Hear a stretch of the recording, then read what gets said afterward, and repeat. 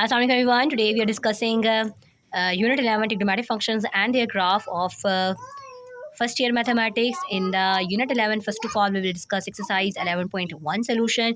In exercise 11.1, here we have given questions in which we calculate the period of trigonometric functions. तो एक बात हमेशा से ज़हन में रखिएगा कि साइन और कास का ट्रिग्नोमेट्रिक फंक्शन एक्सरसाइज स्टार्ट करने से पहले हम ये डिस्कस कर लेते हैं कि इनके ट्रिग्नोमेट्रिक फंक्शंस के पीरियड निकालते कैसे हैं। Period of sine x is equal to 2 pi, period cos x का 2 पाई होता है और टेंजेंट एक्स का जो पीरियड होता है वो पाई होता है। हमें इनिशियल पता होना चाहिए कि इनके पीरियड क्या हैं, तो फिर उस लिहाज से जब भी हमारे पास जो भी क्वेश्चन आएगा उसमें अगर साइन कॉस हुआ तो हम 2 पाई ऐड करेंगे और अगर टेंजेंट हुआ तो हम पाई ऐड करेंगे। In the first question, we want to calculate period for sin 3x.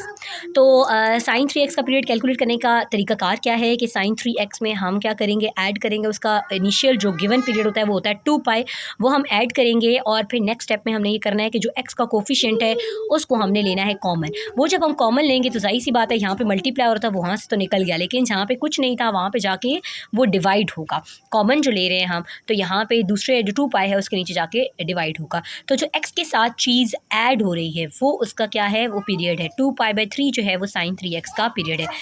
इसी प्रोसीजर को हम तमाम क्वेश्चंस में फॉलो करेंगे।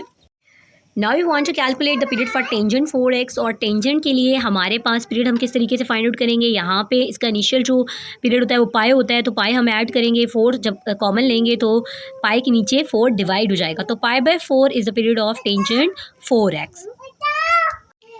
इन the third question we want to calculate the period for cos 2x, तो cos का जो पीरियड होता है वो 2 पाई होता है, जैसे कि मैंने स्टार्ट में बताया। तो 2 पाई इसमें ऐड करेंगे। अब जब 2 कॉमन लेंगे तो यहाँ पे 2 पाई के नीचे जब 2 डिवाइड होगा 2 2 से कैंसिल हो गया तो सिंपल पाई बच गया। इट मीन्स कि cos 2x का जो पीरियड है वो है पाई।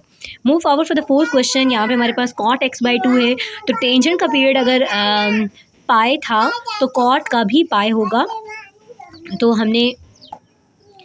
तो यहाँ से हमने x बाई 2 है यानी 2 को ख़त्म करना है, तो बाहर लेके आना है। और हमने ये किया कि हमने एलसीएम ले लिया 2 का, ये आ गया x प्लस 2 पाई, और ये 2 जब बाहर कॉमन लेंगे तो यहाँ पे क्या बच गया, x प्लस 2 पाई। तो 2 pi is the period of cot x by 2।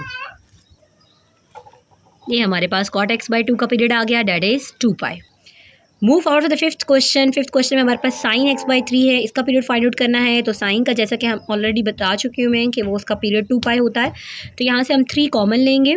जब 3 कॉमन एलसीएम लेंगे, तो जब भी डिवाइड में चीज़ है तो उसको एलसीएम ले लेंगे, तो x प्लस जहाँ पे कुछ नहीं है वहाँ पे ये 3 जाके मल्टीप्लाई हो जाएगा, 3 2 6 हो गया, 6 पाई, x प्लस 6 पाई बाई 3 आ गया। तो ये 3 जो डिनोमिनेटर में है इसको बाय ले लेंगे, कॉमन अंदर हमारे पास बच गया x प्लस 6 पाई, तो 6 pi is the period of sine x by 3। Now we calculate the period for the cosecant x by 4। तो ऑब्वियस है कि साइन और कॉस का अगर पीरियड 2 पाई है तो सीकेंट और कोसेकेंट का भी पीरियड 2 पाई होगा।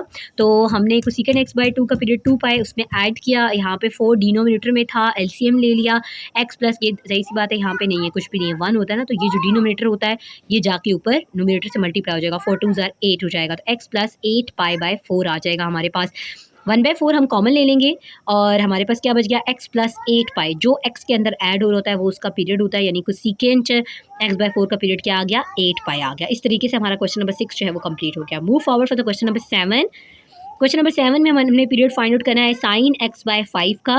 तो साइन x बाई 5 का कैलकुलेट करना है, तो पीरियड जो कि इनिशियल होता है, जो गिवन होता है हमारे पास, वो 2 पाई होता है। 2 पाई हम इसमें ऐड करेंगे, 5 डिनोमिनेटर में है तो हम उसका ले लेंगे एलसीएम। जब हमने एलसीएम लिया तो 5 2 10 हो गया, 10x 5 को डिवाइड में था, 1/5 हमने कॉमन ले लिया, x प्लस 10 पाई आ गया। तो 10 पाई जो है वो साइन x बाई 5 का पीरियड हो गया। Move forward for the question number 8। Question number 8 में cos x बाई 6 है, जैसे कि ऑलरेडी हम डिस्कस कर चुके हैं, साइन और cos का पीरियड 2 पाई है, तो cos के साथ हम डालेंगे x बाई 6 में ऐड करेंगे 2 पाई, 6 ले लेंगे एलसीएम, 6 2 12, तो x प्लस 12 पाई बाई 6 हमारे पास आ गया। 6 ये वाला कॉमन ले लेंगे, 1/6 आ जाएगा, x प्लस 12 12 पाई हो गया। 12 pi is the period of cos x by 6। Move forward for question number 9। Question number 9 में हमारे पास टेंजेंट एक्स बाय 7 है, उसका पीरियड निकालना है। टेंजेंट और कॉट का पीरियड जो है वो इनिशियल पाई होता है, वो हम उसमें ऐड करेंगे। एक्स बाय 7 में हमने पाई ऐड किया, 7 डिनोमिनेटर में था, हमने एलसीएम ले लिया, तो यहाँ पे कुछ नहीं है, 7 जाके पाई से मल्टीप्लाई होगा, एक्स प्लस 7 पाई आ गया हमारे पास डिवाइड बाय 7। ये जो डिवाइड वाला 7 है 1/7 बाहर कॉमन ले लेंगे, क्योंकि जो एक्स के साथ चीज़ ऐड हो रही होती है वो हमने उसके पीरियड में लिखनी होती है। तो एक्स में क्या ऐड हो रहा है जी 7 पाई, तो 7 पाई क्या है, टेंजेंट एक्स बाय 7 का पीरियड है। Move forward for question number 10। Question number 10 में हमारे पास हमने पीरियड फाइंड आउट करना है कॉट 8x का। टेंजेंट का अगर पाई था पीरियड, तो कॉट x का भी पाई है, तो हम x में पाई बाय 8 को ऐड करेंगे। पाई बाय 8x में हमने पाई ऐड किया एंड देन हमने यहाँ पे जैसे स्टार्टिंग में हम क्वेश्चंस में कर रहे थे कि 8 कॉमन लेंगे, तो वो पाई के नीचे 8 डिवाइड हो जाएगा, तो पाई बाय 8 आ गया। Here pi by 8 is the period of cot 8x। In question number 11, we want to calculate the period of secant 9x. cos का पीरियड 2 पाई है, secant का भी 2 पाई है। secant 9x में हम 9x में जाके 2 पाई ऐड करेंगे, और यहाँ से जब 9 कॉमन लेंगे तो 2 पाई के नीचे 9 डिवाइड हो जाएगा, x प्लस 2 पाई बाई 9 आ जाएगा। 2 pi by 9 is a period of secant 9x। Move forward for the question number 12। Question number 12 में हमने कुछ secant 10x का पीरियड फाइंड आउट करना है। कुछ secant का भी पीरियड जो है वो 2 पाई है, क्योंकि ये साइन का इन्वर्स है। साइन का पीरियड 2 पाई है, तो secant का भी 2। Now we add 2 pi in secant 10x, और 10 हम जब कॉमन लेंगे तो ये आ जाएगा 2 पाई बाय 10। तो यहाँ से हमने जब 10 कॉमन लिया, x प्लस 2 पाई बाय 10 बच गया, तो 2 1 से 2 5 से 10 हो जाए, तो पाई बाय 5 जो है वो secant 10x का पीरियड आ गया हमारे पास। In the next question, question number 13, we have given 3 sin x। तो 3 sin x का में sin x का जो पीरियड होता है वो 2 पाई होता है, और सिंपली हम जब 2 पाई ऐड करेंगे तो that is a 2 pi period. बाहर अगर कोई कोफिशिएंट ना मल्टीप्लाई हो भी रहा है तो उससे कोई फ़र्क नहीं पड़ता, हमने x के साथ जो चीज़ होती है वो कॉमन लेनी होती है। तो यहाँ पे सिंपल x है, x में 2 पाई ऐड हुआ, तो इट मीन्स के 3 sin x का पीरियड भी 2 पाई ही रहेगा। Move forward for question number 14। Question number 14 में हमारे पास है 2 cos x। तो 2 cos x में भी जैसे कि पहले पिछले में मैंने बताया आपको, यहाँ पे 3 sin x था, बाहर वाला जो कोफिशिएंट होता है उस पर कोई फ़र्क नहीं पड़ता। cos x में हम 2 पाई ऐड करेंगे, तो इसमें कुछ कॉमन नहीं आ रहा है, x प्लस 2 पाई है। मैंने आपको ऑलरेडी स्टार्टिंग में बताया था कि x जब इसी चीज़ में ऐड हो रहा है तो उस पर कोई फ़र्क नहीं पड़ता, ठीक है। तो डैट इज़ मतलब x में कोई चीज़ जो ऐड हो रही थी वो उसका पीरियड रहती है, तो हमने सिंपल x के साथ जो कोफिशिएंट होता है उसको ख़त्म करना होता है। तो यहाँ से हमने x के कोफिशिएंट ख़त्म करने की ज़रूरत ही नहीं थी, simply 2 pi is the period of 2 cos x। Move forward for 15 question, that is the find period of 3 cos x by 5।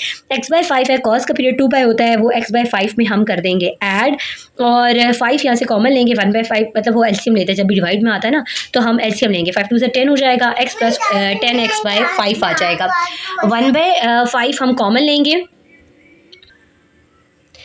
ये हमारे पास आ गया जी 10 pi is the period of 3 cos x by 5। तो इस तरीके से हमारी जो 11.1 एक्सरसाइज है वो कंप्लीट हो गई है।